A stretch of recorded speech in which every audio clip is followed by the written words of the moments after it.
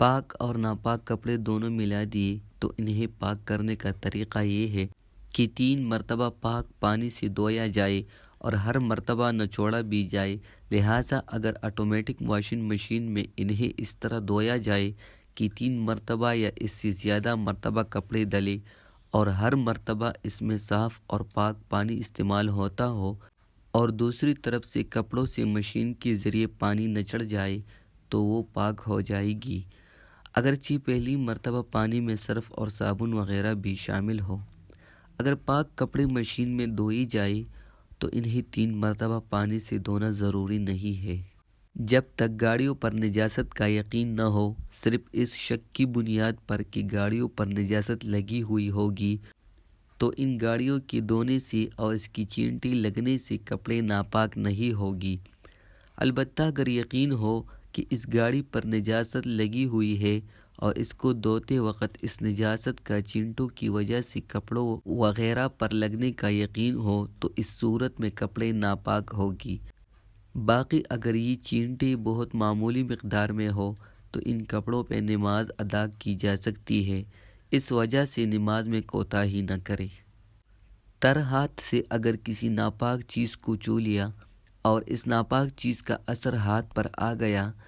تو ہاتھ ناپاک ہو جائے گا اور دھونا ضروری ہوگا ورنہ پاک نہیں ہوگا۔ ناپاکی کے اثر سے مراد رنگ اور بو ہے۔ ناپاک گیلا کپڑا اگر پاک چیز کے ساتھ لگ جائے تو اس میں تفصیل یہ ہے کہ اگر وہ ناپاک کپڑا ایسا ہو جو عینی نجاست، پیشاب اور خون وغیرہ سے گیلا ہو، اس صورت میں اگر ناپاک گیلے کپڑے کا اثر مثلا رنگ، بو، ذائقہ اور تری پاک خشک چیز پر ظاہر ہو تو خشک چیز ناپاک ہو جائے گی، لیکن اگر اس ناپاک گیلے کپڑے کا اثر پاک چیز پر ظاہر نہ ہو تو وہ خشک چیز ناپاک نہیں ہوگی۔ اور اگر ناپاک گیلا کپڑا ایسا ہو جو عینی نجاست، پیشاب اور خون وغیرہ سے گیلا نہ ہو بلکہ ناپاک پانی سے گیلا ہو، اس صورت میں رائج قول یہ ہے کہ اگر ناپاک کپڑا اتنا گیلا ہو کہ نچوڑنے سے قطرہ گر جاتا ہو تو پاک خشک چیز ایسی ناپاک گیلی کپڑے کے ساتھ لگ کر اس کی گیلی پن سے ناپاک ہو جاتی ہے، لیکن اگر ناپاک کپڑا اتنا زیادہ گیلا نہ ہو کہ اس کو نچوڑنے سے قطرہ گرتا ہو تو خشک چیز ایسی ناپاک گیلی کپڑے کے ساتھ لگ کر اس کی گیلی پن سے ناپاک نہیں ہوگی۔ جسم کے جس حصے پر بچے کا پیشاب لگا ہے، اس حصے کو پانی سے دھو لینے اور اس نجاست کو ہٹا دینے سے وہ حصہ پاک ہو جائے گا۔ مکمل غسل کرنا ضروری نہیں ہے۔ اصل مقصد کپڑے سے ناپاکی کا ازالہ ہے، جس کے لیے 3 مرتبہ دھو کر اسے اچھی طرح نچوڑنے کا کہا جاتا ہے۔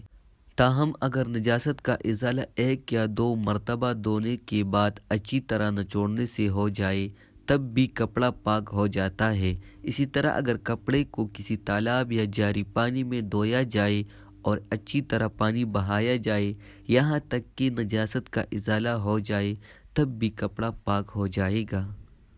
اگر نجاست کا اثر رنگ، بو ہاتھ پر آ گیا تو ہاتھ ناپاک ہوگا، بصورت دیگر نہیں ہوگا، اور اگر ہاتھ پر اتنا زیادہ پسینہ ہے کہ ہاتھ میں نجاست کی بدبو یا رنگ منتقل ہو جائے تو ہاتھ ناپاک ہوگا ورنہ نہیں۔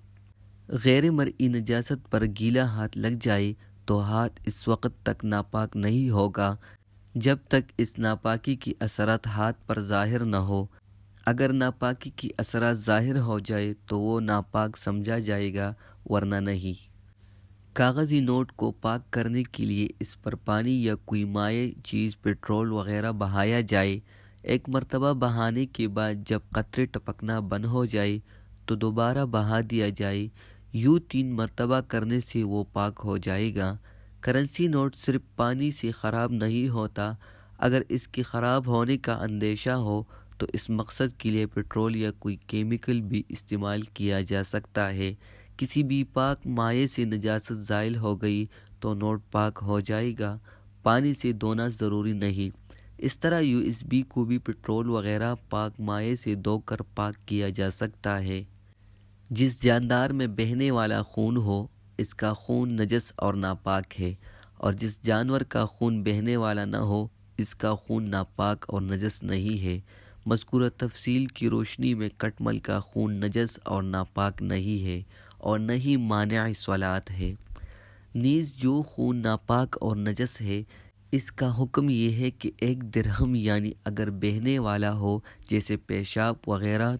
تو 5.94 مربع سینٹی میٹر پھیلاؤ، اور اگر گاڑی یعنی جسمدار ہو تو 4.5 ماشا یعنی 4.35 گرام سے زیادہ جسم یا کپڑے پر لگ جائے تو نماز سے قبل پاک کرنا ضروری ہوتا ہے۔ بصورت دیگر نماز ادا کرنا درست نہیں ہوتا، اور پاکی کا طریقہ یہ ہے کہ کپڑے کے جس حصے پر نجاست لگی ہو اسے 3 بار اس طور پر دھویا جائے کہ ہر بار دھونے کے بعد خون اچھی طرح نچوڑا بھی جائے، اور ہر بار نئی پانی سے دھویا جائے یا بہتی ہوئی پانی میں یا زیادہ پانی میں اتنا دھو لیا جائے کہ دل اس کی پاکی پر مطمئن ہو جائے۔